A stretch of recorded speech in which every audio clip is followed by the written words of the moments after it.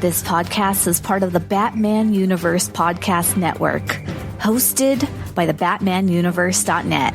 Check out everything related to Batman and the entire Bat family at the BatmanUniverse.net, including news and original content related to comics, movies, television, merchandise, video games, and more. Also, check out some of the other unique podcasts that TBU has to offer.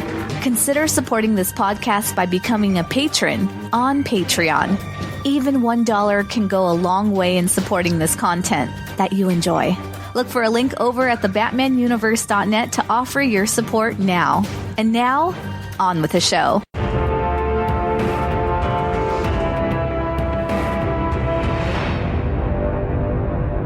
Hello, and welcome to the Batman Universe Comic Podcast, Season 14, Episode 5. I'm your host, Ian, and I have with me... This is Steph. And this is the prodigal son, Theo. Yay! Welcome back, Theo. We're so glad you're back. Let me just say, for all those who are considering, working on a PhD and things of that nature, take my word for it. Don't. I didn't. Just don't. Unless you really, really, really want to. All right. So we have a ton to cover this week. 2 issues of Detective Comics in Shadows of the Bat, and the final issue of the first Josh Williamson arc in Batman. So we just have a little bit of news. Right after we recorded, there was the announcement that in July, Chip Zdarsky is going to be taking over the main Batman book, and he says he's going to be there for a long time, which is very exciting to me. Steph and I recorded an episode of TBU Extra, but as Theo was still working on his PhD, we were not able to get his thoughts, so I was hoping he would share a few of them briefly here. Well, I followed Zdarsky, primarily at Marvel. Now, of course, he did some of the, he did the main story in Urban Legends with Jason, which was really good, and he did a couple of nice stories in Black and White and some of the other anthologies. But if he does Batman the way he recently wrote Daredevil, I think the Batman universe will be in some good hands. Because what he did with Daredevil was absolutely stunning. So we shall see. I am on board for now, but we shall see how it goes. Yeah, I mean, we just have one preview image, and I guess we've seen a couple of more images that Jorge Jimenez, who is announced to be on art, has released on his Instagram. But obviously we don't have any real sense of what the actual book's going to be like. But yeah, go check out our TBU Extra if you're a Patreon member to hear what Steph and I thought. And without any more ado, let's get to our reviews, starting with Detective Comics 1055.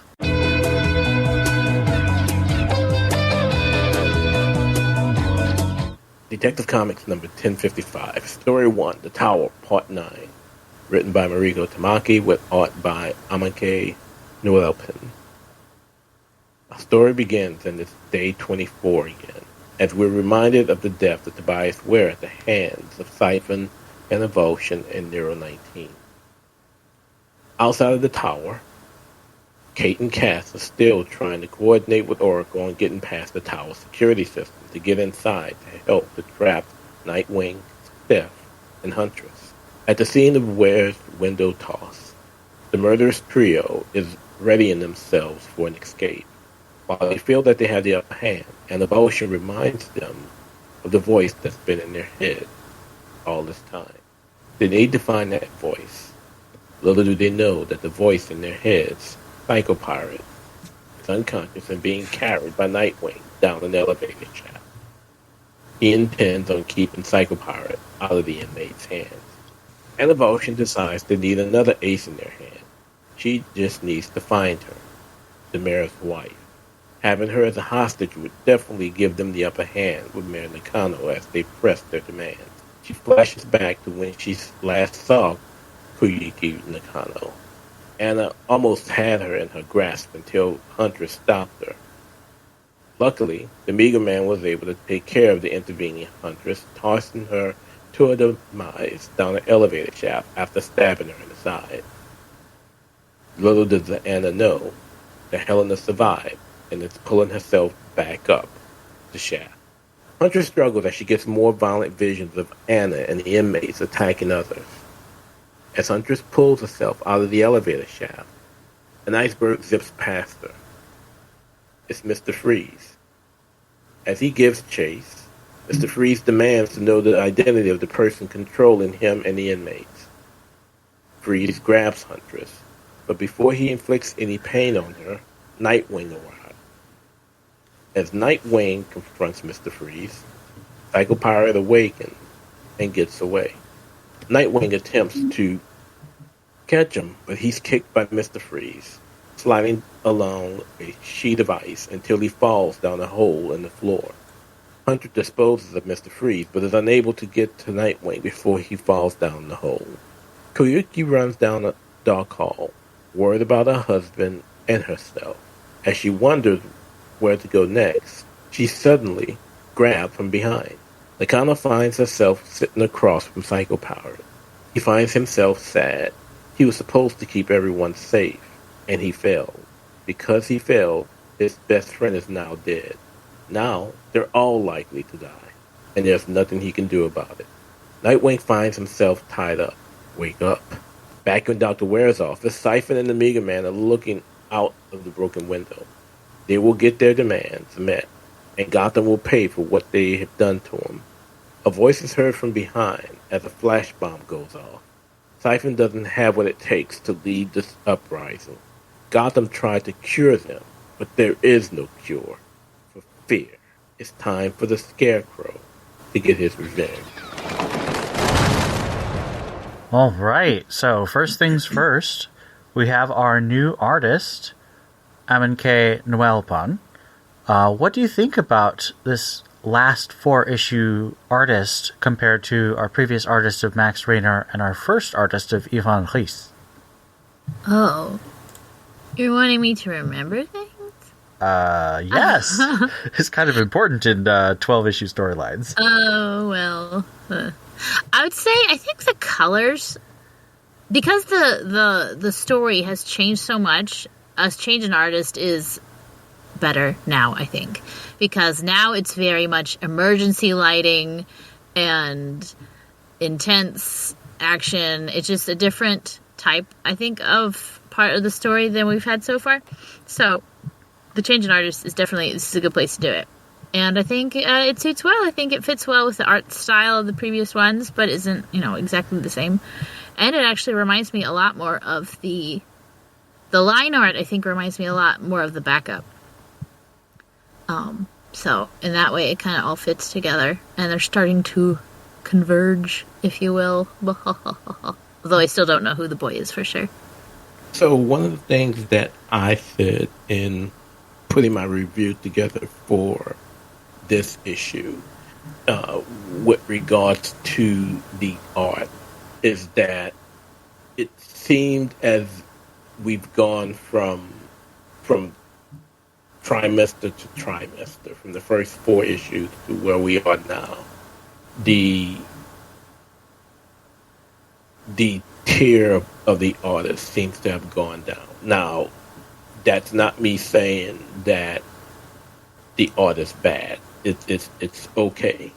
But considering where we began with Ivan Reis and considering where Detective started out at with Dan Mora, things have kind of gone down as far as quality. Again, the art is still good. I think part of the reason that the art has still been great has to do with the coloring, and with the exception of the 4 issues that Max Raynor did, the other issues all had that one colorist, being Jody Belair, who is the best in my opinion. So that helps with the consistency, but the tier of the artist has gone down. And again, that's no knock against either Max Raynor or Amin-K, but but when you compare them to who they've come after, there's just been some downgrading. But again, the art's still pretty damn good. Yeah, I completely agree that it feels like they started off with kind of like an artistic bang, and then they've picked really good collaborators, but this is my own personal bias, and I know that scheduling and maybe even artistic preferences are against this, but I've always wished that if they do this, instead of scheduling your biggest name artist for the early issues the whole time, I'd rather they split it up so that the big name artist can do like the first 2 issues and then the last 2 issues, and then it feels like it sort of comes full circle artistically. You know what I'm saying? Agreed. Yeah, agreed. Either that, or if you're going to have a big name artist, have the big name artist at the end. So it feels like a finale. Yeah, totally agree. And again, I agree with you. It's not that I dislike Max Raynor or Amankwe at all.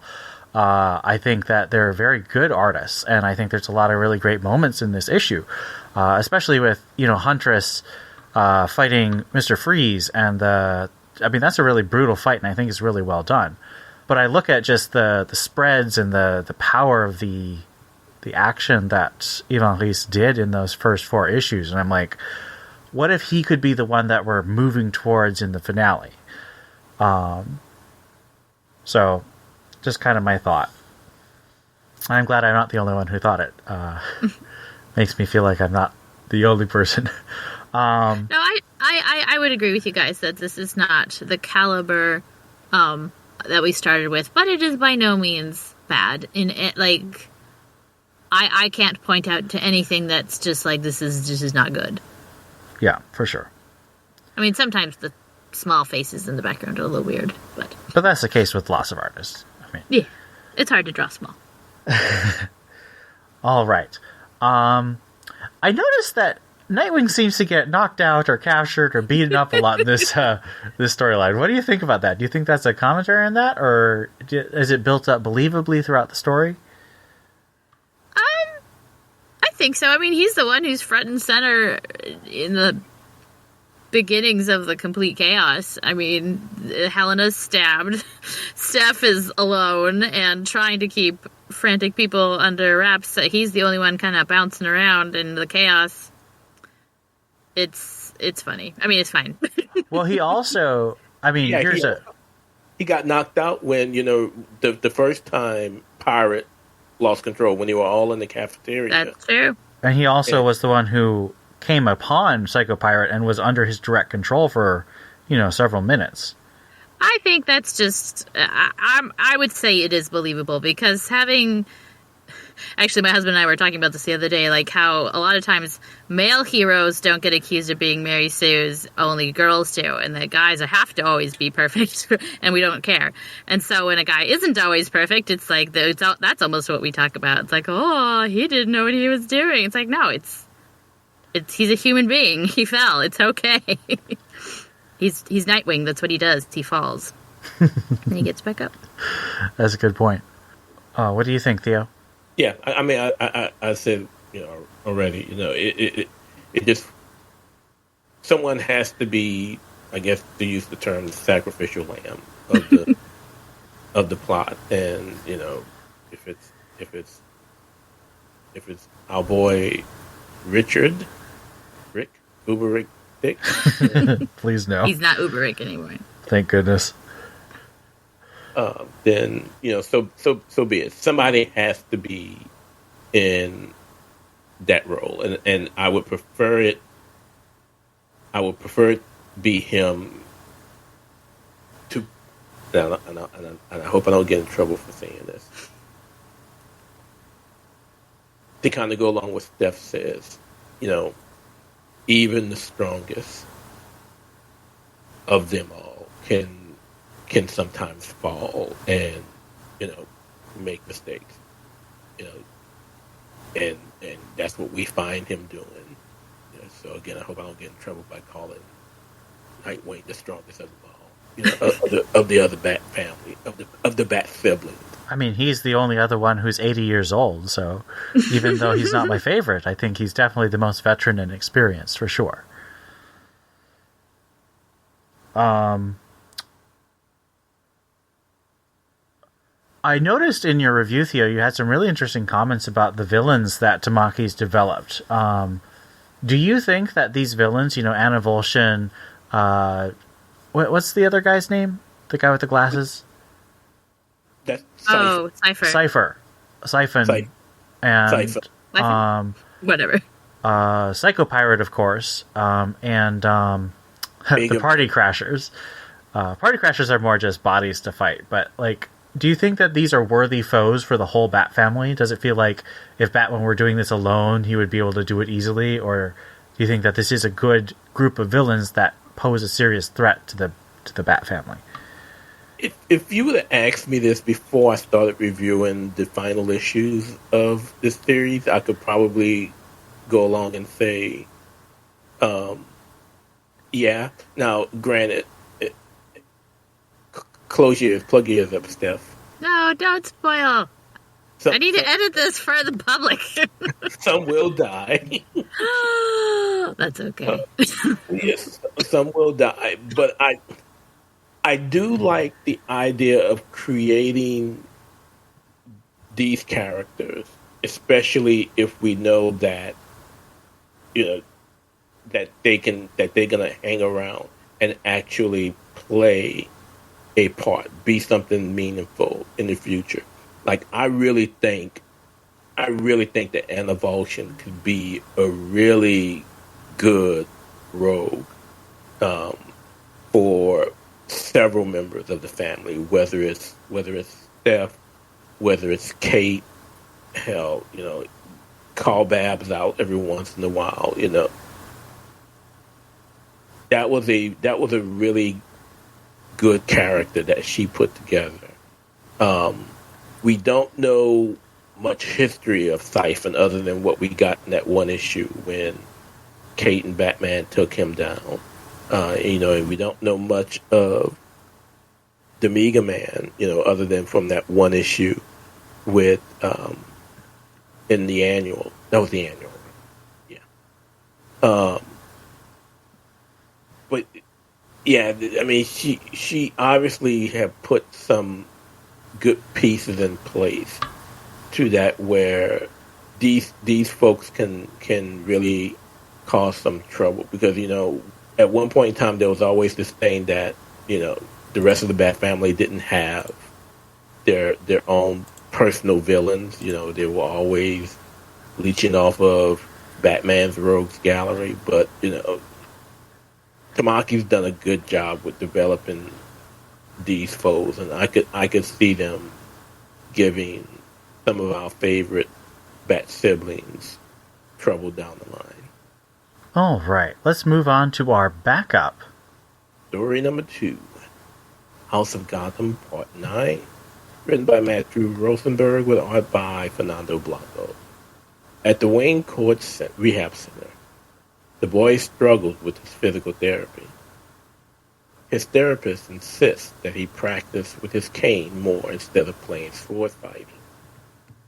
Suddenly, the building begins to shake violently. It's an earthquake. As they attempt to get out, a huge bookshelf falls on top of the therapist, killing him. As the survivors get to the roof, they find Gotham damaged beyond recognition. It's become a no man's land. Weeks later, the boy and a friend are looking for food. They hit an abandoned food store but find it empty. As they head back to camp, the boy hands his hungry friend a piece of stale bread. It isn't much, but it'll keep her from starving. As they arrive at their camp, they see something is wrong. The camp's food has been taken by some monster. Poet isn't pleased, and he has been taking it out on everybody. The boy isn't immune to this backlash, as the poet grabs him and tells him he's going to find the food that was stolen and bring it back. The boy agrees. That evening, the boy leads a team of others into the sewers the search for the monster and the stolen food. It doesn't take long before the monster, Killer Croc, finds them instead. Some begin to run, but not fast enough, and Croc grabs the boy's friend. He demands Croc put her down, and he hits Croc with a steel pipe. The boy talks to Croc, asking him why he would steal the food.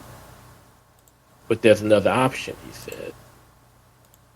Instead of killing him and his friends and continue to have enemies, he could stand with them and have others watch his back.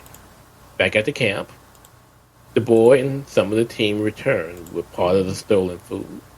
Poet still isn't pleased and takes out his frustration on the boy after he tells him that he struck a deal with Croc. No deal can be struck without Poet being included. Little does he know, he's actually a part of the deal. There's a growl behind him. So we have here an interesting transition. The boy up to this point has been a follower, but here he's become kind of a leader. Do you buy this transformation? I think so. I think every human being is given the choice every moment of their life, and he's just tired. He's just learning that there literally is no one he can rely on but himself. I can see it. I don't think there was a very good show of transition to this role, but I think it's a realistic one. With a lot of off-paneling. A lot of off-paneling, but that's okay. Years have gone by. He's taller now. He has whiskers. It would be nice to know exactly how old he is, simply so we can stop calling him damn boy. Well, if you know how old he is, then you actually have to start figuring out how old the Robins are and how old Batman is. And DC's never going to actually do that. Of course. They should, but they won't. All right, so, yeah. Out of 5 freeze rays, what would you give this issue of Detective Comics?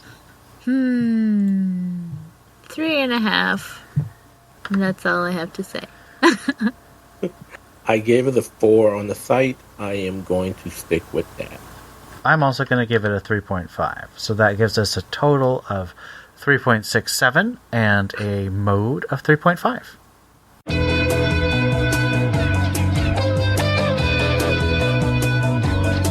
Detective Comics, number 1056. Story 1.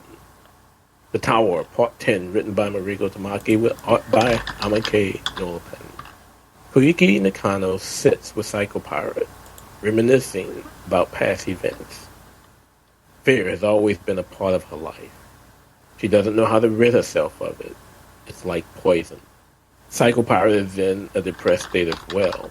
He let Tobias Ware talk him into the Arkham Tower scheme, and now Ware, his best friend, is dead. Back on the top floor, Scarecrow, the Meager Man, and the Party Crashers plan their next move. Scarecrow is not worried about Nightwing, who is still affected by the fear toxin. The rest of the Bat family, however, are roaming the tower. Scarecrow sends the Crashers to find them. The remaining members of the Bat family are scattered throughout the tower. On the upper floor, Huntress has dispatched the Mr. Freeze, using his own gun to freeze him in place. Once down, she realizes she needs to get the security system down in order to get more help in. She takes off to find it, and to find any other members of the family who might be in there with her. Steph is in one of the sub-basements of the tower. She's trying to lead the remaining staff and guests to safety. Now, if they would only be quiet so as not to draw attention to themselves. Elsewhere, Dr. Chase Meridian remains tied up and alone in the infirmary. But she's not alone anymore, as she is joined by the Party Crasher, looking to serve her up to the Scarecrow. Before they deliver her to him, however, they're going to have a little fun, which is just what Harley Quinn was looking for. Surprise! Fake Harley was actually true Harley all along. She uses Dr. Meridian's phone to call Batwoman. Kate instructs Harley to take down the security system and make sure the doctor remains safe. Before leaving, Harley gives Dr. Meridian a gun. As Huntress approaches the security room, she's attacked by the Mega Man. The fight allows Harley to enter the security room without any resistance. Following Oracle's instructions, she uses a mallet to destroy the security console. The tower's security system is down, and Oracle sends in the cavalry. In the sub-basement, party crashers approach Steph and the tower staff.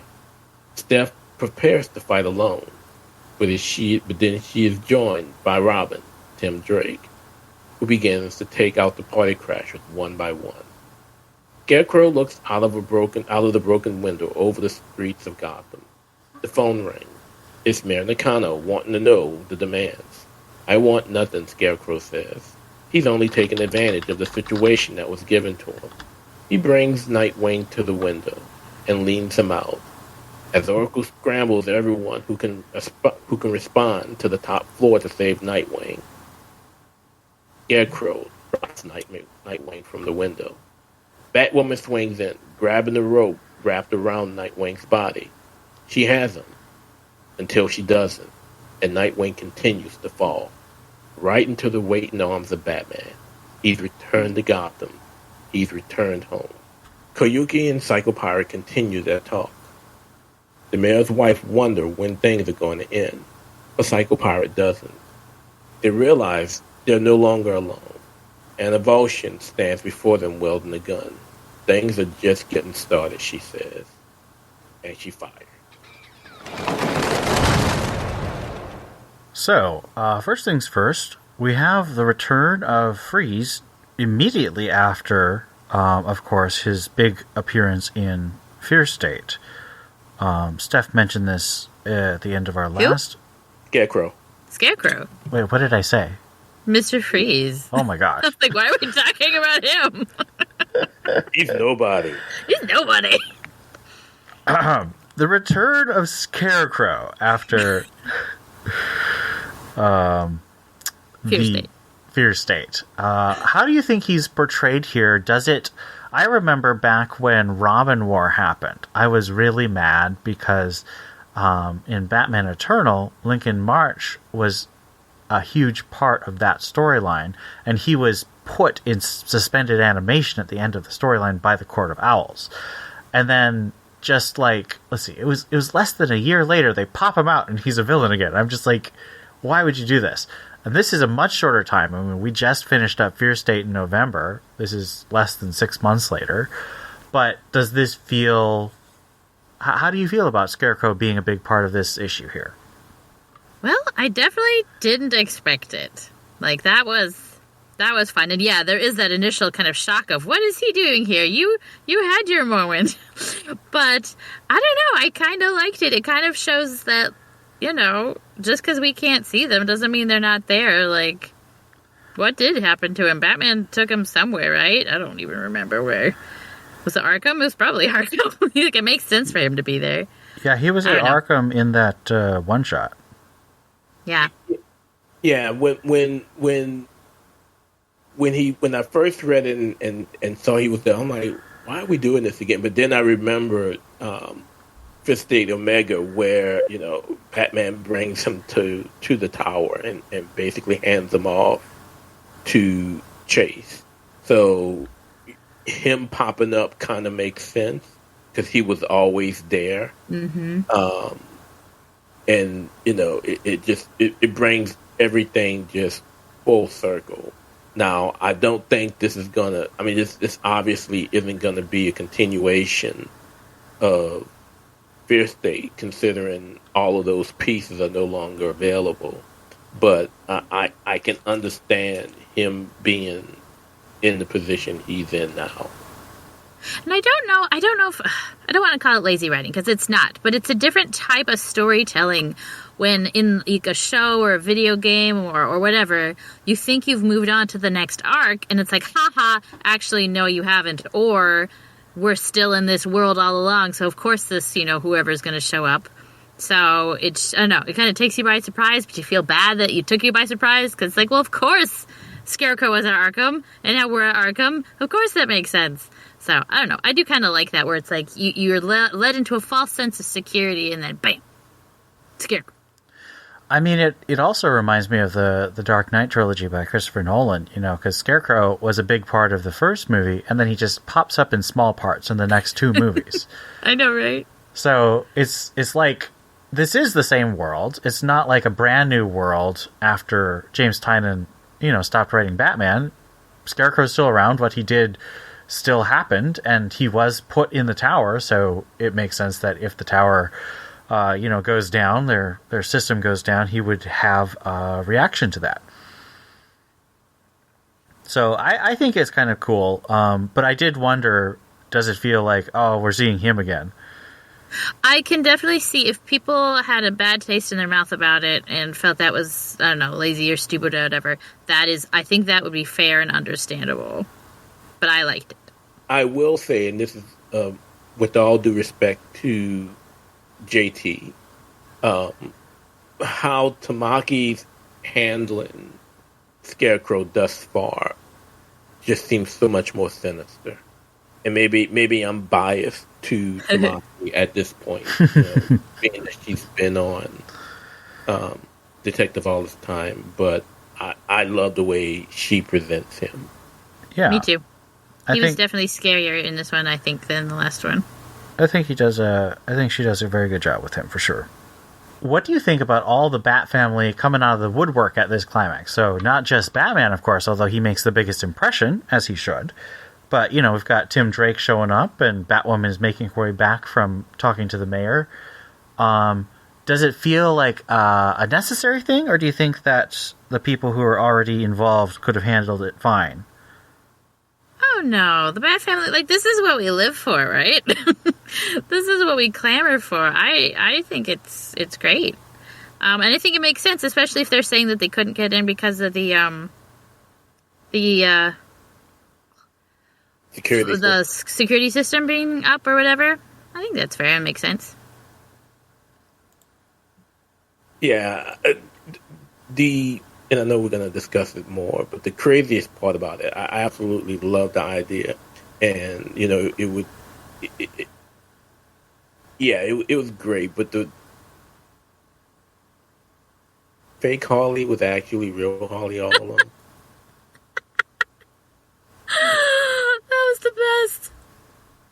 That was the best. I was like, wait, what? Because I was just scratching my head. It's like, there's Steph. She's the only blonde. Who else could it be? Yeah, because at one point, very early, there was talk that Steph was the fake Harley until we had the scene where she's in the cave. So we're like, okay, well, who's fake Harley? That's just somebody that's planted there because she actually believes she's Harley Quinn, and yeah, she believes she's Harley Quinn because she actually is. How about that for a drop? Hiding in plain sight. I love it. Well, let's move on to that question, because Harley's not the only person who's been in disguise. We have Harley. Steph has been wandering around in civilian disguise for the last couple issues. Batwoman is wandering around as Dr. Frau, and Nightwing is wandering around as I don't remember what his title was, but he's as Dick Grayson. Even one millionaire janitor. Billionaire janitor. Billionaire janitor. I don't know where they get the idea of their undercover disguise. Now, granted, Kate was okay.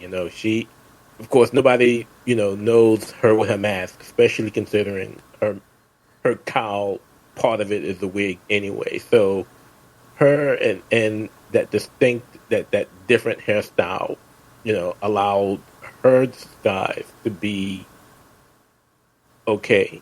But Dick, Anne of Ocean walks up right behind him. I remember you, little birdie. Well, duh. Mr. Freeze grabs Helena, Huntress. Huh? Yes, I actually thought about that. I was like, how does he know that? I did wonder about that. I mean, the only thing that hits me in my mind as a possible reason is that that was some type of connection to Psycho Pirate, and perhaps Psycho Pirate knew the identities, and because he did, it somehow got to the others. But I'm just like, geez, I could do better disguises than that and get away with it. Hell, did nobody see Bruce's Matches Malone? I saw him in Tynan's Batman run when he was wandering around as Match Malone meeting Miracle Molly. Yeah, the idea of disguises for them, if there was anything that was poor about this event, it was that. Yeah, I think that would be fair. What do you think, Steph? No, I would agree. Like, that's the one thing that I was a little... Why does everyone know everyone's identity? I don't understand. That was a little weird. Yeah, I mean, and granted, it seems, and we've complained about this many a times, not just in the Batman universe, but in comics in general. For some reason, especially with DC, it doesn't seem like secret identities mean much anymore. Yeah. And that's pretty sad. Yeah, I think that's fair. I prefer it when a secret identity isn't too big of a part of the narrative. But I do think that they've gotten a little unnecessarily careless about them in the last 5 years, I would say. Does the cliffhanger of Anna Volshin shooting one of the two characters that she was talking to, does that feel like a real challenge, or does it feel does it bother you as a cliffhanger? Does it feel sort of manipulative? I mean, as someone who has existed and partook in media and cliffhangers for many years, there's not just two options. It's a warning shot. It's Anna Volshin got shot. It's Psycho Pirate got shot, which, some people on the server would be excited about. In the Bat family, in the Bat fandom would be excited about. It could be, it's not Yuki. Koyuki? Yeah. Koyuki. That would be so sad, because she's like the one character I was wanting to follow through the storyline, and I finally got to see her storyline. And you know what? I was actually thinking, she, in this issue, became more than just Nakano's wife with depression. Like, she had a lot of dialogue and a lot of part. I felt like in this issue, I felt like she actually became a character that I liked. And, I mean, she's very weak and sad and tired, but, she's a human being. And so there is this heightened thing of DC world building wise. The only one it could realistically be is Koyuki, but I don't think anyone actually got shot. Or if they did, it's not fatal. I don't know. Yeah, and I definitely don't think it's her, considering the main reason Anna was looking for her was to get an upper hand on Nakano. So either Psycho Pirate got a gun, or he might be taking a bullet or two. And that's okay. It's just Psycho Pirate. It's just Psycho Pirate. He is what he is. All right, let's move on to our backup. So wait, I have a question as well. Yes. So again, that Batman Return was probably the most Batman Returns I've read in a while. It was just Batman right there. But in that panel before, when you see the Batwing in the background, did you actually think it was him, or did you think it could have possibly been someone else? I thought it was going to be someone else. Like, I had just read Batman 121 or whatever it was, and so I was thinking he was leaving that to come help them, I think. But then in that issue, it just swapped right to the epilogue of this one, or the post. Anyway, so I was just, I don't know. I was convinced it could have been anyone. And see, I thought it may have been Damien because we knew that Damien was already coming back to Gotham after that last issue of Robin, where he has the Lazarus resin. So at first I was thinking, oh well, Robin's in town. This must be him. And he ended up. Damien saving Dick would have been so sweet. That would have been indeed pretty awesome. Yeah, that would have been awesome. But I mean, I think what we got was awesome too. No, it was very awesome. That was awesome. I have no problem admitting that I quoted Barbara when I got to that panel. Blankety, blankety, blankety, blankety hell. Yeah, blankety, blankety, blanky hell. All right. And I forget, I think it was Theo? I feel like it was Theo because, I don't know, whatever. Someone mentioned on the cast a while back, like, would Babs come back to be Batgirl if Dick was in trouble? And I think here we get the answer, whereas obviously there's not enough time and she couldn't have suited up. And according to Batgirl, she's still in the wheelchair half the time. But she did have a severe, like, emotional response. Like, she was not Oracle in these moments. She was a girlfriend. Barbara. Yeah. Babs. Very much Babs. All right, let's move on to our backup. Story number 2, House of Gotham, Part 10. Written by Matthew Rosenberg, with art by Fernando Blanco. Gotham continues to live under no man's land. On the Gotham North Side, the boy leads a band of followers through the Gotham waters looking for food. They find it in a warehouse controlled by the Penguin. As they get their fill of food, they take more and other supplies to the city and bring them to Leslie Tompkins' clinic, where she is taking care of the sick and hungry. As Killer Croc enters carrying a box of goods, Dr. Tompkins tells the boy that Croc isn't wanted there. If he returns, and Croc and any other violent criminal is with him, the doors will be closed to them. As he leaves to search for more food and supplies, his friend Sana tells him there's a woman who might be able to help. Outside of Robinson Park, the boy meets with Helena, who tells him that there's a train station Black Mask is using as a warehouse to hide things. Food will be there as well, she tells him. That evening, the boy and others make their way through to the train station. They don't find any food, but they do find Huntress waiting on them. She isn't alone either. Batman steps out of the shadows and confronts the boy on everything he's been doing. The boy attacks Batman, blaming him for everything he's been through, including his life in Arkham and on the streets of Gotham City.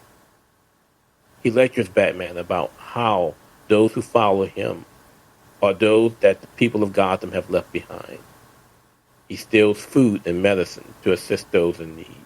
Huntress confronts the boy, but she is stopped. It's time to go, Batman says. They've made a mistake. But before leaving, he tells the boy that he will not bother him as long as he continues to help the needy and innocent. Once the city recovers, the boy's time is done. Batman and Huntress leave the boy as he falls to his knees in grief. So, first question, do Batman and Huntress seem like they're acting in character or out of character so that we can push the boy further away from Batman? I don't know. I feel like this is something that might happen if Batman thought there was a rogue of baddies walking around and he didn't know how else to confront them. I don't know. I don't think it's 100% out of character. It is a little strange. It is not his MO, but it's not out of his, I don't know, toolbox, I guess. It is... Yeah. No, I'm done. It is definitely strange if you have read No Man's Land, especially if you've read No Man's Land as many times as I have. considering it's one of my favorite events. It's one of the best events. Oh, yes. And I don't know if it was absolutely necessary, because I don't think you really need to do much to push the boys' hatred of Batman. I just think, it's been there from the moment his parents die, and the more he grows, the more that hate continues to build up. So I don't know if it would have. I don't know if they needed to change, because weird is probably a good word to use for it, but I don't think I don't think Rosenberg needed to make that change in order to move the story forward, because the hatred has always been there. But is it a hatred push or is it an insanity push? Because I don't feel like the boy's insane yet. He just really hates Batman. And if this is in fact Nero, he's not insane yet. He's not. It's definitely a hatred, a pure hatred. I feel like it's a bit out of character. I really like the way it starts with Helena meeting the boy in her civilian garb. Although it's once again it's like, why does everybody know everyone's secret identity? But like, I love her concern for young people because she's a teacher. Like, that's a big part of her character. And I thought that Fernando Blanco drew a really great Huntress. But the writing, like, Huntress does have like a hot-headed personality. She does tend to jump to conclusions, but like, this just felt like it was too extreme. And I think Batman was a little too cold. And No Man's Land is so big, you can make justifications for maybe this happened after something bad happened in No Man's Land, so Batman was feeling cold. But I don't know. I felt it was a little out of character to push the boy away. I feel like maybe you could argue that it's from the boy's perspective, and that's not really what happened. It's just what he felt happened. Mm-hmm. But I thought it was a little weaker in that aspect, but still compelling for sure. As a big fan of No Man's Land, I know Theo and I definitely are. Do you think that these two issues expand?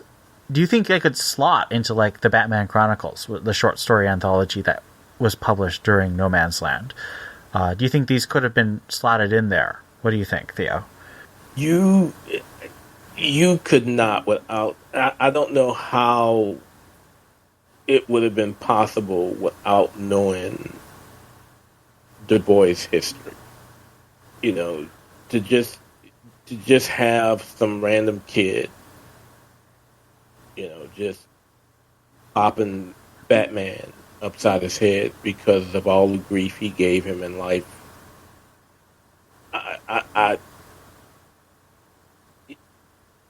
It definitely, to me, I don't think it expands the universe much, because it would have left a whole bunch of open questions that could not have been answered without getting the previous 9 chapters that we've received.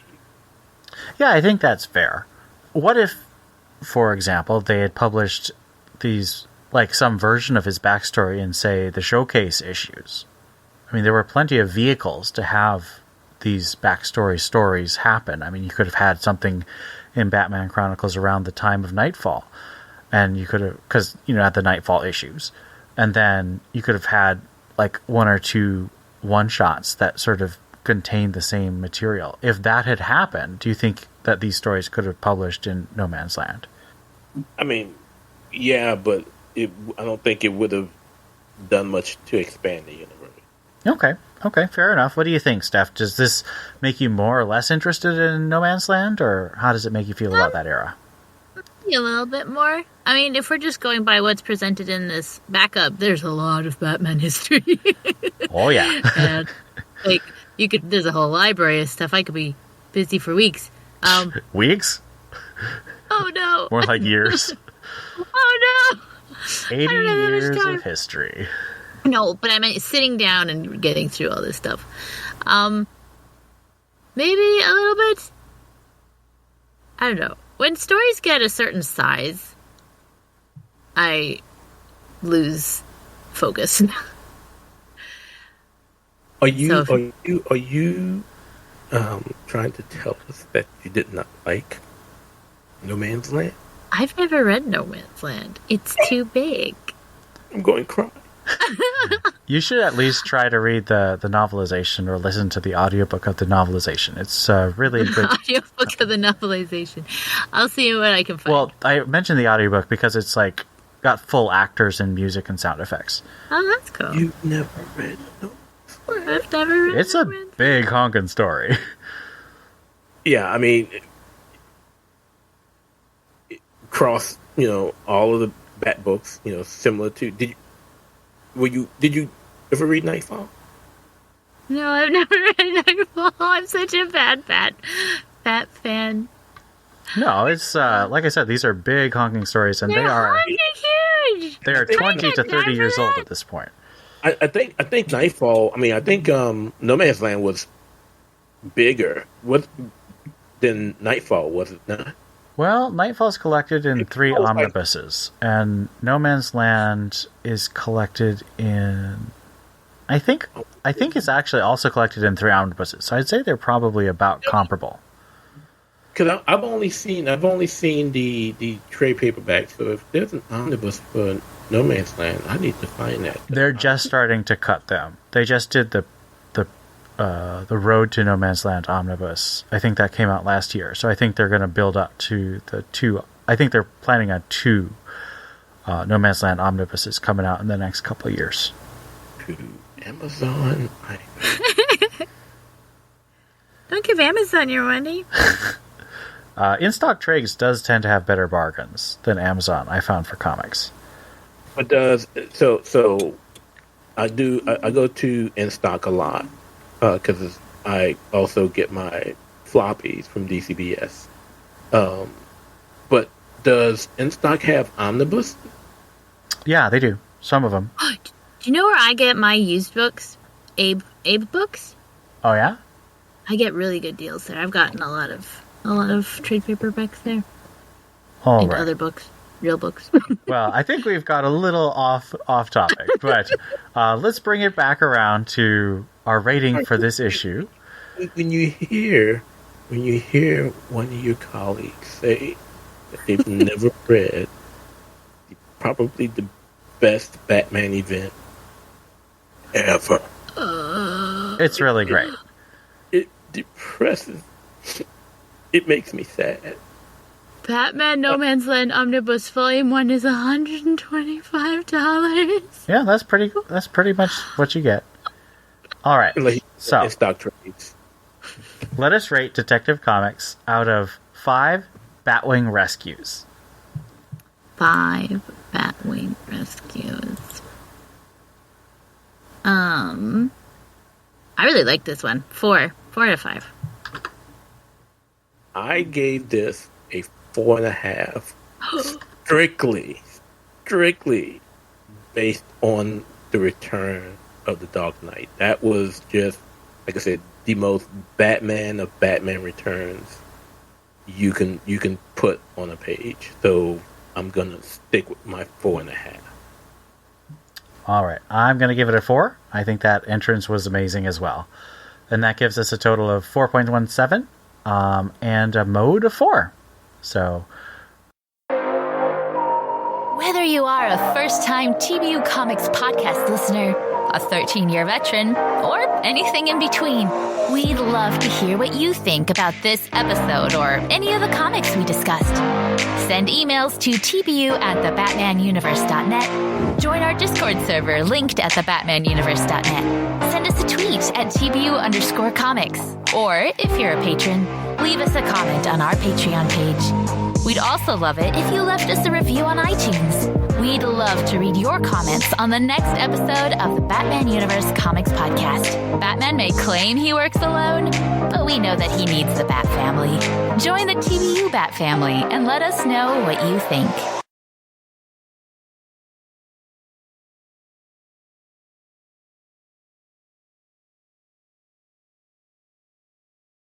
All right, Batman number 121, written by Joshua Williamson, art by Mikel Janin and Jose Molina. Colors are by Jordi Belair. Could be Tomu Mori, though. Years ago, when Bruce announced Batman Incorporated, Lex Luthor started his own project across Asia. In the present, Batman, Lex, and Kaya, the Batanesian cop, face off against Abyss and Batman Incorporated. After a few blows, Batman gives a verbal signal, and Batman Incorporated turns on Abyss, causing him to flee after he tells his backstory, the result of Lex's experiments to create his own Batman Inc. in poor countries. A Batman Inc. without restraint and without ethics. Batman takes Luthor's anti-Abyss technology to beat Abyss down, but the anti-hero/anti-villain escapes once again. Luthor is forced to walk away from Batman Incorporated, and the team and Batman bond over their similarities. Oracle calls Batman to help with Shadows of the Bat, and after the tower adventure ends, Bruce thanks Barbara. He calls up Ghostmaker, leading into the Batman Annual. We see Kaya the Batanesian detective exploring Luthor's experimental facilities, and Deathstroke prepares for war. So, basic question. What did you like about this conclusion to the arc and the arc in general? I liked Lex's suit, which was very shiny. I liked that Lex was evil the whole time about everything, because that is what Lex does. And even though that's predictable and boring, I enjoyed that, because I don't like him. I liked that it ended. I liked that Batman Inc. wasn't evil, even though I did not care. And I liked that this happy family was hugging, even though we don't really know who they are. I guess it's one of the kidnapped people. Kids, whatever. And, I like that. I forgot that Bao is going to be in the annual with Ghostmaker, so I'm slightly more excited about the annual, so it made me slightly more anticipatious of the annual. And, I thought that Deathstroke was Red Hood. So when I talked to you guys about this, I was happy that that was not Red Hood at the end, and I forgot that that was Deathstroke. And that is it. That's what I like about it. See? I can find positive things. I'm a positive person. So I'm not too positive because I am not happy about the annual because I know I've said this before. I really wanted Bao to be in the Outsiders. True. I thought that the way that story ended with him and Tim was really good. So I would have been okay with those two. There's still hope for that. The annual is just one issue. It's not a series. Yeah, but I mean, we know from the articles on Sadowski that Tim is going to be hanging with Batman more. Yeah, but maybe Bao will too. Doesn't say he's not. I think that's a little overly optimistic. I shall stay optimistic and die optimistic. You will be the optimistic one of the group. we will continue to lean on our ever-loving not history with DC. Have you watched that Simpsons episode where the pig that Homer is grilling goes flying, and every time something horrible happened to the pig, Homer goes, "It's still good, it's still good," and it's just horrible. More and more horrible things happen to the pig. It's still good. It's gone, Homer. I know. Just a little airborne. It's still good. It's still good. It's good. I know. That's me. I'm Homer, and you guys are Bart. So I think the thing I could say I liked about this issue was the interactions between Bruce and Barbara. I thought that was a good little moment. And the way he remembered her when he was, fighting Abyss. And then he thanked her at the end. I thought that was a nice moment of character development that I wish we'd see more often. That's about it, honestly, for me. This was not a positive experience reading this issue or this storyline. This was not a good arc at all. It really wasn't worthwhile. Now, I will say the one thing that is of interest to me, as far as something that can happen in the future, is that Kaya I know at one point in time we were hoping that Cass would take up the Black Bat type mantle and moniker again, but it would be interesting to see if at some point in time she becomes a part of Inc. and takes up that moniker. I did like her. Like I did like her too. I liked her. As little as like Batman Inc. was fleshed out, he did seem to put a lot of care and attention on her, and I liked her and her interaction with Bruce. Yeah, agreed. But she didn't have a whole lot to do with this issue, which is why I wouldn't say that was something I liked about this issue, other than seeing her at the end. If you had to point to one element that you think really would explain why you think this arc was so much weaker, what do you think that element would be? I'm trying to be vague as possible so you can go in whatever direction you want. Sure. So for me, what's important about you can have a bland story, and as long as your characters are interesting and have good banter and conversation, I'll love it. Like, Batman and Catwoman go on a double date to the carnival. That's it. That's the plot of Double Date or whatever that issue is called. And that was fantastic because of the banter. If you're not going to have banter, you're going to have interesting characters, and especially if you're going to have this many new characters, you need to make them interesting. And the story just needs to, I don't know, it needs to be, how long is this? 3 issues? 4 issues? 4 issues. Remember. 4 issues. 4 issues. Like, I feel like that's almost the size of a mini. Like, I feel like you should be able to tell a very good, in-depth story in 4 issues. And they had characters I didn't care about. They had a story I didn't care about. There was no, what's the word? Stakes. And there was a villain I hated. Is a villain I hate beyond all villains. I hate Luthor so bad. Every time he shows up, I just want to punch him in his stupid bald face. And so, yeah, if you got rid of the villain, the plot, and the characters, it would have been a great story. It would have just been Batman going to Bloodania and making a new friend. That would have been great. Pitch to DC to add you to the universe just so that you can pop up in issue after issue just to punch the hell out of those that you could hire me to punch Lex any day. Azrael, pow, take that. Oh man, why are you guys hating on my boy John Paul? Lex Luthor, bam, take that. Yeah, I'll get in line to punch Luthor. The one thing that the storyline of I did not like the use of Batman Inc. in this arc, considering their history and those 2 great volumes from Grant Morrison and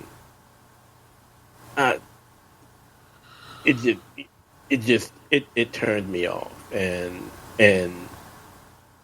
not fleshing things out didn't make it any better. Like I said, I do like the character of Kaya, and that's about it. Abyss can go and Abyss is like a really, really boring color flip version of Ghostmaker. Really boring. You know who he reminds me of, and I say this because I can't even remember the character's name, just to go and show how unimportant he was. And that was the villain with the stupid helmet in Detective Comics who Kareem. The first victim? No, not the first victim. No, the one from the Brian Azzarello? No. Oh, Brian Hill. Karma. Yeah. Karma. Yeah, just totally forgettable. Yeah. I have no doubt that in a few years we're going to be talking about Joshua Williamson's first arc on Batman, and I'm going to say, what was the damn character's name again? Because it just there's nothing about this art that I care about to remember somewhere down the line. Like I said, unless they somehow bring back Batman Inc. and they include Kaya as Black Bat. I think that'd be pretty cool. Other than that, whatever.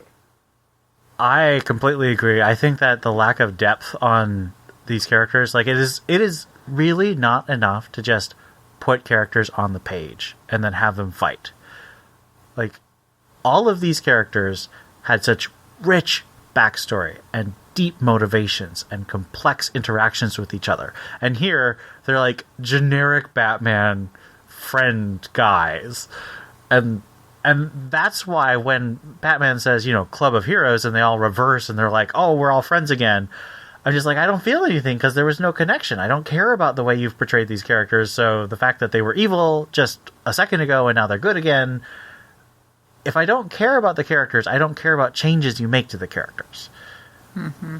So I think it's really that lack of investment in the central concept, because I think that the Batman stuff is just really generic. He gets hurt, he has to fight, he fights through the pain, he's a big badass, and okay, it's Batman, whatever.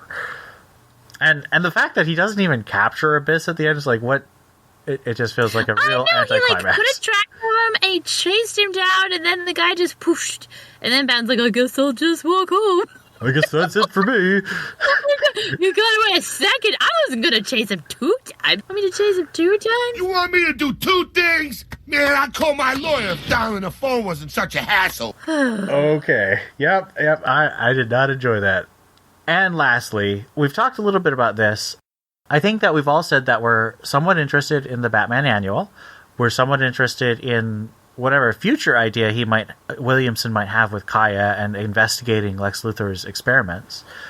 But are we more interested in Shadow War? Are we getting excited about that through this tease? Now, whether you're excited or not based on other things, I'm talking about, did that one page do anything for your excitement? No. I don't know who the dude is with the armor at the bottom of the page there. And any other way you can say no. And then his helmet looks stupid. Was it Prometheus? I guess. I think it was Prometheus. Sure. Okay. And then the not Red Hood. No, it's definitely not Red Hood. At first I thought it was Peacekeeper 1 until I am not a fan of new Deathstroke design. I'll agree with you guys on that for sure. Well, okay, it's okay. Can I tell you one thing that really kind of bothered me, and that was like super lazy? They just took screenshots of the other artists' comic books with the completely different art styles. So you've got like Janine's Luthor, you have Janine's Batman, and then you've got, whoever's doing Robin right now. Melnikov. Melnikov's Talia, Roz, and Robin. It's like, they don't even look the same. I don't know. That irked me. That did not get my hopes up for a good quality book. You're talking about a publisher that has taken complete pages out of one book and put it in another. Hell, they both have. The big two have both done that. Yeah, so, that's true. Most recently, Marvel did it with X-Men, with Hoxpox. Took pages out of one book and put it right there in the other. I'm like, what? So yeah, I'm not surprised. All right. Let's move on to something that I hope will be much more interesting to discuss. The backup. This is part 3 of 3. They Make Good Pets, written and illustrated by Carl Kerschel.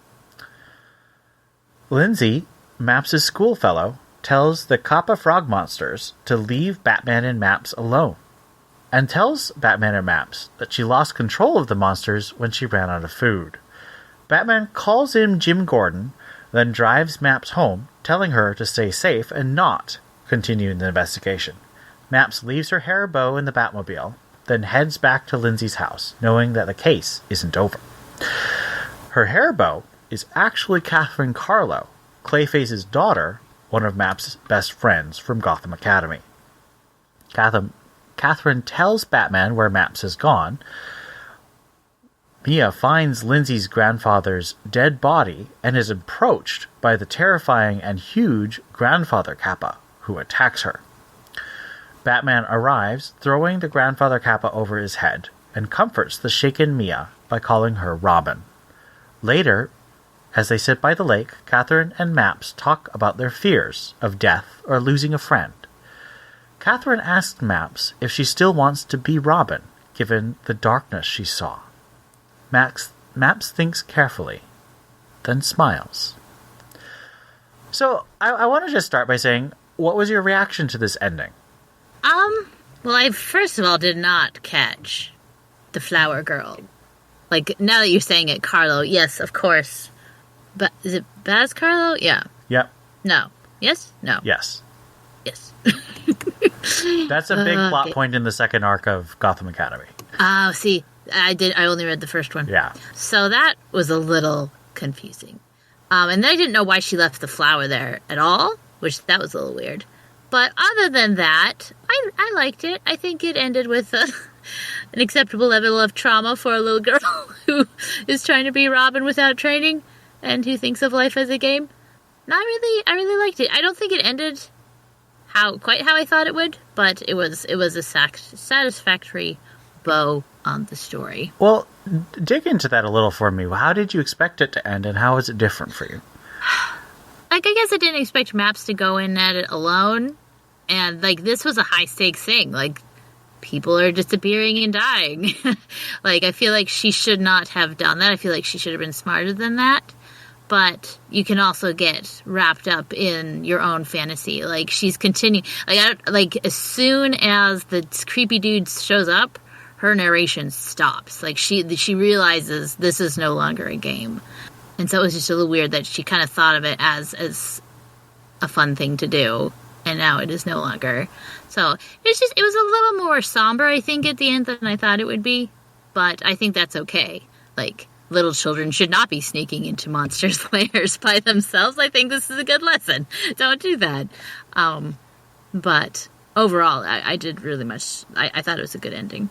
It was a good ending to the story. I am of the trio probably the one most lost because I have not read either volumes of Gotham Academy. Don't kill me, Ian. I'm not going to kill you. I just think you should read it like Steph should read No Man's Land. Well, I'm pretty sure it'll probably be easier for me to get through Gotham Academy. Yeah, that is very true. It's much shorter. Yes. But so definitely found out, some different things with regards to some of the characters. Now, of course, I've definitely had an exposure to Maps, especially, in talking to Ian a lot, knowing that was one of his favorite characters. But it was an okay story. It was a decent story. And I know I said this in a previous episode, but it says a lot when you enjoy the backup story more than the main. And that has been the case in this entirety, which is really unfortunate. I mean, I don't think it's unfortunate that I enjoyed these backups that much. I think it is unfortunate that the main story was so much inferior to these backups. Mm-hmm. I mean, it could have been a great main story and good backups. You can have both. I would say I agree with what Steph says. I was expecting a much more lighthearted ending because Gotham Academy, it does have seriousness. It does have some real stakes. But on the whole, it has a very lighthearted atmosphere. And the story starts off in a very lighthearted way. But this goes really dark. There's at least 2 dead people, plus a very scary monster. I do think there's a couple of things where I think this might have been better if Kerschel had been allowed to have maybe one more issue or done this as like a graphic novel. Because there's a couple of things like, how exactly did Batman beat the monster? Is the monster dead? Is the monster just incapacitated? I think a longer discussion between Maps and Catherine about what was going on and Maps' reaction, I think that would have been good too. But given that it was 3 10-page backups, I think this does a really good job of capturing not just the lighthearted and whimsical nature of Gotham Academy, but also some of that more serious and spooky supernatural side that it gets into. And that last page of Catherine and Maps talking, it actually really touched me emotionally because, you know, Maps is a little girl. And I mean, she's like an early teen. I think she's like 13, 14-ish. But she's a girl who has had a pretty happy life. She's parents who love her, a brother who loves her, good friends. And she's she takes life as it is and tries to make it better. And she's just witnessed real horror, death and monsters, and I really appreciated that she didn't just shrug it off, that she really has to think about it, but she also is still committed to doing the right thing. And I love her little smile at the end. And that's really what touched me, is that she thinks seriously about it. She doesn't just brush it off. She doesn't just laugh. She thinks seriously, and it's a very serious moment. And then she smiles, and it's Maps. And I thought that was really cool.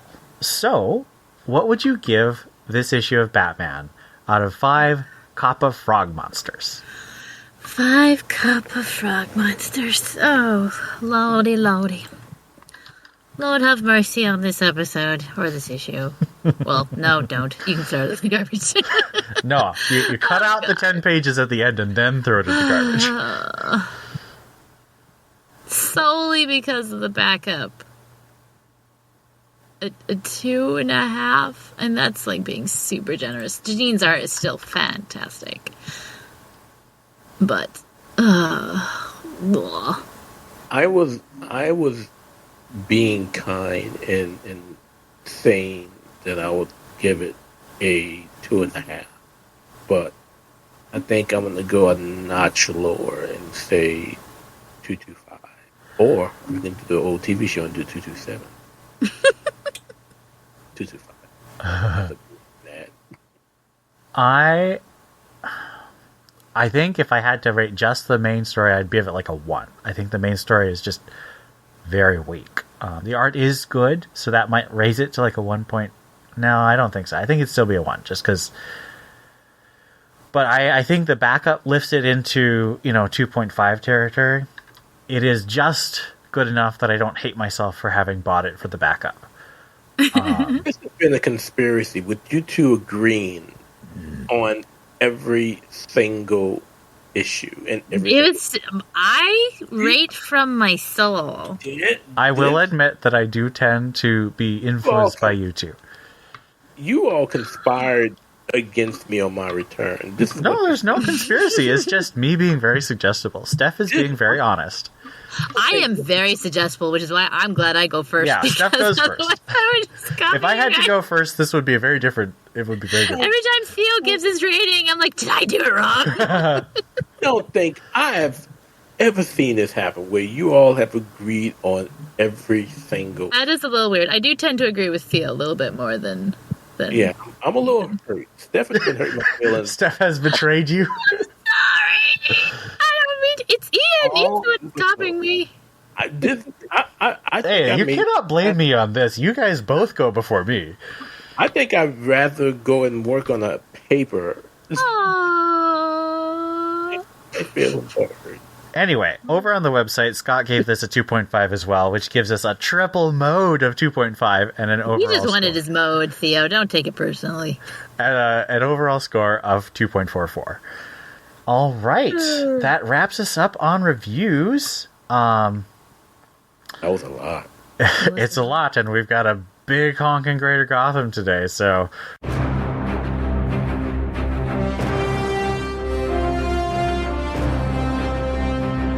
We're just going to speed through it. Thumbs up, thumbs down, neutral, or abstain. So, Dark Knights of Steel number 5. Thumbs up, but I don't understand that ending. Thumbs way up. Way up. Abstain.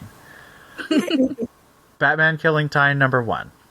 Oh, I'm gonna be so controversial. Thumbs up, I really liked it. Oh, that's good. I know a lot of people didn't. Abstain. Thumbs down. Man, if you wanted timeline screws with your brain, it's like let me down. My time jumps to 11. The only way I pick this up is if others give it a better grade for issue 2, because I seen some of the complaints about issue 1, and so right now I'm not. Maybe you should listen to Steph. She likes it. I like it. But there's a lot of things I've been liking lately that have been universally banned. Catwoman. Title is so Wait, bad. Catwoman or Catwoman? Catwoman. Oh. Arkham City Order of the World number 6, the end of the miniseries. Abstain. Super, super, super thumbs down. They did my boy Jean-Paul dirty. Well, maybe I should have read it. I know, right? I was waiting for that to come out. Superman, Son of Kal-El number 9. This is part 2 of the crossover with Nightwing. That's why we're reviewing it. You know, I'd say neutral, but only because my expectations were pretty high. Abstain, but even if I had the opportunity to read it, I probably wouldn't. I probably would. Because I'm sorry, I hate aged up John Kent. Just sorry. They do kind of rub it in a lot in this one. Thumbs down. Of course. Yeah, I mean, what do you expect? What do you expect? Batman Urban Legends number 13. Thumbs down. They were all Meh. bleh. Or bad. It makes me wonder what. I mean, I kind of get why they're still producing this book, because it has led to some other series announcements. I feel like it's sunk costs at this point. Ever since we did not get the Outsiders story or the Outsiders book that we thought that we were going to get based on, And would be so much better than this crap they're doing. Well, it's all over, isn't it? Aren't they all over now? Like the current run? What do you mean? Outsiders? I think all 4 stories. No, not the Bruce one. Not the Satana No, one. But half of the stories are over and half of them are continuing. yeah, Unfortunately. this was the last Urban Legends that I ordered, and as far as my pull list, so I am down, thumbs down. Thumbs down. And they're yanking me in because I have to find out if I'm right about the new Birds of Prey story that's coming next month, but this might start becoming an abstain for me. I just am not. I don't like it. I'll be the sacrificial lamb. I'll keep an eye out for good stories in it. I'm not excited about this tease of the Birds of Prey lineup. Although No, me neither. I am a huge Shiva fan, but why Birds of Prey? Why not just a Shiva story?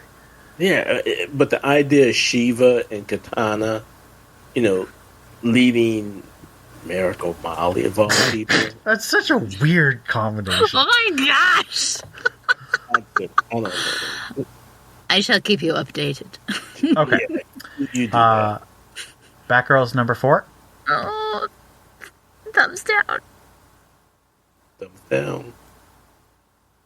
I'm wavering between neutral and thumbs up. I Am Batman number 7. I did actually read this one. Neutral. Although I am liking Chubb and Whitaker. I really do like Chubb and Whitaker. But neutral, I think. Hey, wait, so it's an abstain for me, but Chubb and Whitaker, I thought he's in New York. No, they brought him in. They brought them in. They both got transfers to the NYPD. You got it. I love you, John Ridley, but It is a neutral. I want to give it a thumbs down, but there was enough that I thought was interesting that I'm not going to go that far. But it's on the other end. It's on the other end. Future State Gotham number 11. Thumbs up. Really? But I think at this point it's just pure stubbornness. Okay. I'm determined to like this book. Oh man. Oh, I know Theo did not read it, correct? what? Future State. Future State. It's Okay, thumbs okay. down for me.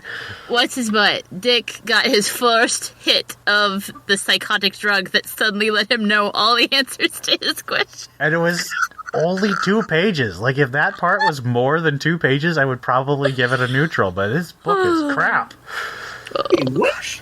Psychic stuff? What? Yeah, I don't. It's the hitting drug that hitting he the wants spice anyway. from Dune. Oh gosh, I don't Wait, it's even what? know. It's what from who? The spice It's some from kind Dune. of drug Talia got for him that's letting him know where Damien is somehow magically. I Magic don't know. drugs. It's silly. It's not but good. I'm determined to like this book. All right, The Joker number 13. Second to last issue. A very respectful thumbs down. Remind me what was in this issue. I can't remember if I read The this. big feast of people eating people. Oh gosh.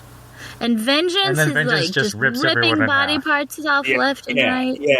Yeah. I'm gonna give it a neutral only because I still think Vengeance is hot as hell. But that's about it. And the way she just tore through, just Oh gosh. killing everybody. So the family's all out there. They got their knives, and they're all talking about how good she's gonna taste on the grill. And she just blah, blah, blah, blah, blah, blah, blah, only for Papa to show up at the end. Which I still can't get over the idea that Bane has been alive all this time. But whatever. I'm going to give it a neutral. I really did not enjoy the cannibalism, and there was not nearly enough Jim Gordon in this book, but James Tynion has earned an issue of grossness for me to... Yep.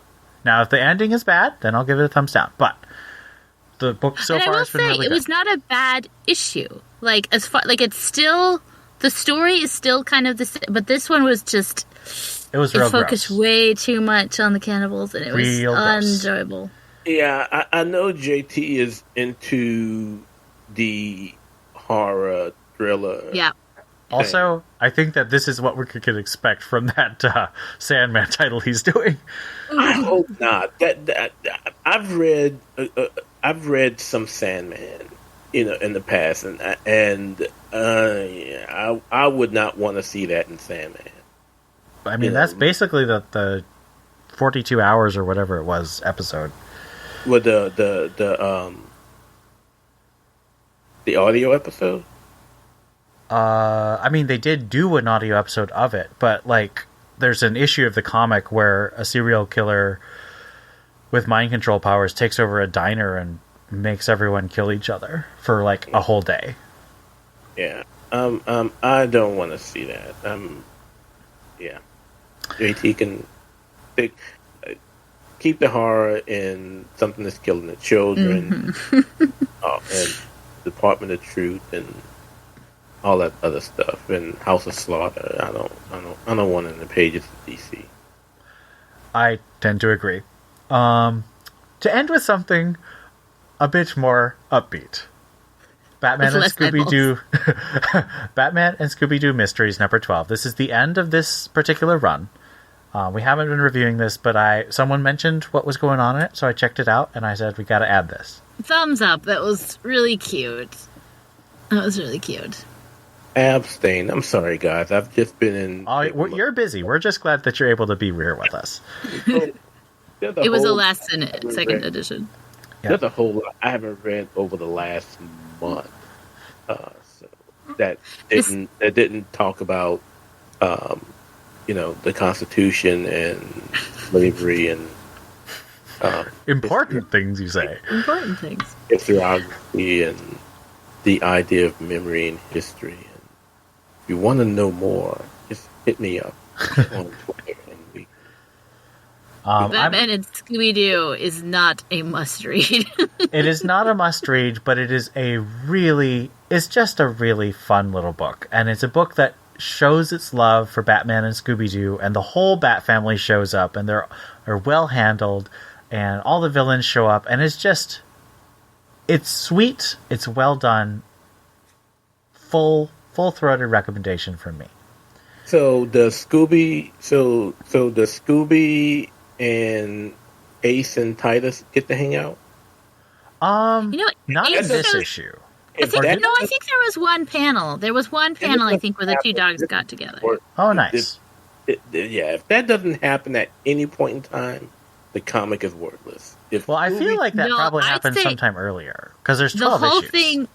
Well, I only read the last one, but I thought the whole thing was totally worth reading because Shaggy is eating like a hot dog and Condiment King is putting like ketchup on his hot dog and they're having like a nice little conversation and Condiment King's like, yeah, I thought about switching over to the good side. Sholly Fish is just such a clever writer. He's a great guy. That was so great. All right. So with that pleasant ending to Greater Gotham, we are out of time, so we're going to move on to our Patreon and support.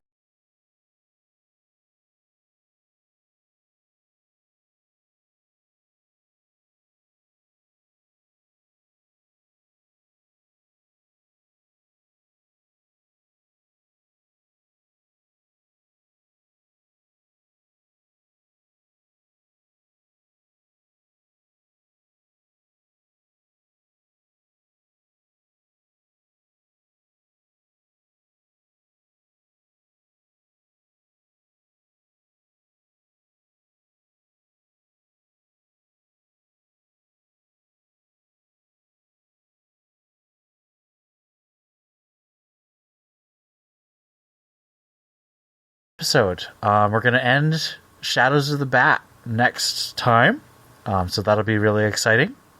Until then, I've been Ian. This is Tiff. And this is the prodigal son. Thanks for listening. We'll see you next time.